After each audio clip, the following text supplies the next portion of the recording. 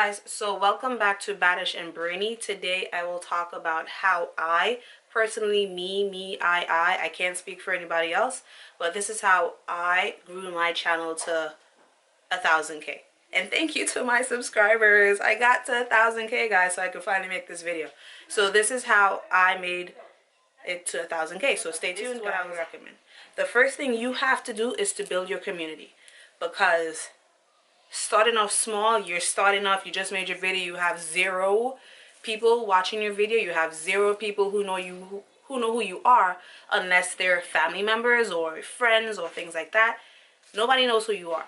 So for you to get those initial first views and those initial first people to come in and want to subscribe, you have to build a community. So I first tried sub for subs to build my community, and I must say I don't think that was the best thing to do, because this is what I'm going to tell you. When you do sub for sub, yes, you are getting people to sub to your channel. However, they're not really there for your content. They're there because they want to boost the numbers in their network, but they're not watching your videos. They may add a comment because this is one of the requirements, and you will see in Facebook, if you join such communities as the sub for sub communities or things like that, this is what they ask you to do. They ask you to WLCS. So they ask you to watch, like, comment, and subscribe, which is good for having a little bit of engagement, but they're just doing that for, let's say, 1 video or 2 videos, and they're not really coming back to your channel after they're done. Like, their focus is to build their channel as well. So they can't spend that much time on your channel. They're not the viewers per se. They're just doing this for a cause. If you know what I'm saying? Like, they're not really there to help you grow. They're there to maybe watch one of your videos, but they're also about them. They have to help themselves grow as well. So this is why I say I would not recommend sub for sub unless you just basically have absolute 0. What I would say is you have to be patient. What I've learned in YouTube, this is what I'm going on my 2nd year of YouTubing, have to be patient, because people are not going to know it right away, and you have to have, like, people recommending your videos. So let's say you post a video. It's your first video. Nobody's watching it right away, because one, either your title is not catchy, it's not something that they want to see, or the next thing is that you're not making the content that people are really searching for. All right. The first thing was build a community, right? You're building your community. That's 1. How are you building your community if first you don't know what your niche is? So maybe we should switch that. It's very important to know what your niche is. Me, as you guys can see, I am still on my journey, and I feel like I can't just limit myself to just talking about hair. I can't just limit myself to just talking about fitness. I can't just limit myself to just talking about beauty, because these are all the things that I do on an everyday basis. This is what I do in my everyday life. So I could not limit my niche, and that was a big challenge for me, because I had so much things going all over the place, and I was like, everywhere. So once you choose your niche, whether you're a gamer, whether you're a beauty, lifestyle person. So yes, so you have to have a niche. A niche basically is just what you're passionate about, something that you're going to want to make a lot of videos about, something that you feel very passionate about, right? So I'm passionate about DIYs. Like, I love to make things. I'm a very crafty person, but I'm a very, hands-on person. I like to make things with my hands. Like, I like to craft. So I post videos about crafting. I'm also a fitness person. Like, I'm on my journey to get my mom belly all gone away. So I also post videos about my fitness, and I also post videos about beauty, because a lot of the times you would find that this is what I'm doing on a daily basis. Like, I'm just, like, I'm not a makeup person per se, but I do post videos about when I do put my makeup on. And beauty is just something that I feel like as a woman you're always trying to learn more about. So there's just something that felt kind of natural to me that I just had to post about it. Also, I've been natural for about 5 years, and I feel like the best thing that I had to talk about also was going natural and my natural hair. Let's move on, because this video is not really about me. It's the ways that, well, it is about me. It's the way that I grew my channel, right? This is how I got to 1K, and hopefully it's still growing. So the next thing, you have to be consistent, right? Because consistency is key. Now, what do I mean by that? Now, when I first started this channel, I stated that I would start posting every Tuesday, every Saturday. Now, was that very feasible? Was that very doable? Was it very possible? No. So, I am a teacher, a full-time teacher. I am a mom. I have a life. We have lives, right? It's very hard to post so often. People who post so many times a day and post a lot, kudos to them. But when you say that you're being consistent, you just have to stick to what you say. And I was not sticking to what I said. But that was also a challenge of mine. So now I changed that to posting 2 times a week to posting once a week.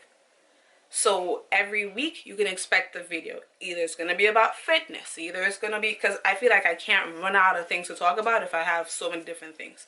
And that's why I chose to have those different niches. Now that made it a lot harder for me, but this is what I chose to do. So yeah, being consistent. So now I post weekly. Every week I'll have a video either about fitness, either about beauty blogging, and oh yeah, I also do have a blog, and that also takes time away from making videos because I have to also create posts. So check out my blog, www.badishandbrainy.com. Sometimes I try to link the videos with the posts. So if I'm doing a video on, like I do review videos, so if I'm doing a review video on Il Maquillage, right, I would have a post about what my experience was with the company, and then I would also have a video about the product that I used. Now, that also made it a lot harder because working, mom, blogging, videoing, video blogger, it takes a lot of work. So you just have to put in that time and dedication for what you want to do. So if you want to be a YouTuber, you just have to be dedicated to that. And I feel like being consistent is what helped me to really get there, because once I started to post regularly, I started to see more views coming in, and people started, like, other videos started to recommend your videos. So it just basically went further and further. And I'm watching my time right now because I don't want to talk for too long. I don't want this to be a long video, which brings into the next thing that I learned, right? The next way that I learned to grow my channel. So you're just starting off. You're a new YouTuber, and you're trying to post, well, first of all, YouTube is not going to let you. They're not going to let you post a 30-minute long video until you have a certain amount of subscribers, right? But even still, you're just starting out. Don't make your videos 30 minutes long. And I'm telling you this because this is very serious. Nobody knows who you are unless your video is like really something super catchy, super like something that's gonna go viral. But you never know what's gonna go viral. But still, like, unless it's something that you know everybody wants to see, if you're posting a 30-minute long video, people already are looking like, yo, I don't want to see that. That's too long. So think about it, right? You're searching for a video about how to, I love to DIY, right? So let's say, for example, how to make a resin, because I make a lot of resin jewelry, right? How to make resin jewelry. Now, what you're looking for when you're searching is the title. Is it related to what I want to watch, right? You're also searching for how long this video is. Now, am I going to watch a resin video about making this resin piece for 30 minutes? Or am I going to watch this video about making this resin piece that I could learn in 5 minutes? Okay, I don't have that much time, so 5 minutes looks better. Click. There you go. Your video, your 30-minute video, already somebody's not going to watch it. They already passed it over. And that's why you have to keep your videos short. Now, what was the next thing I was going to say? So the next thing.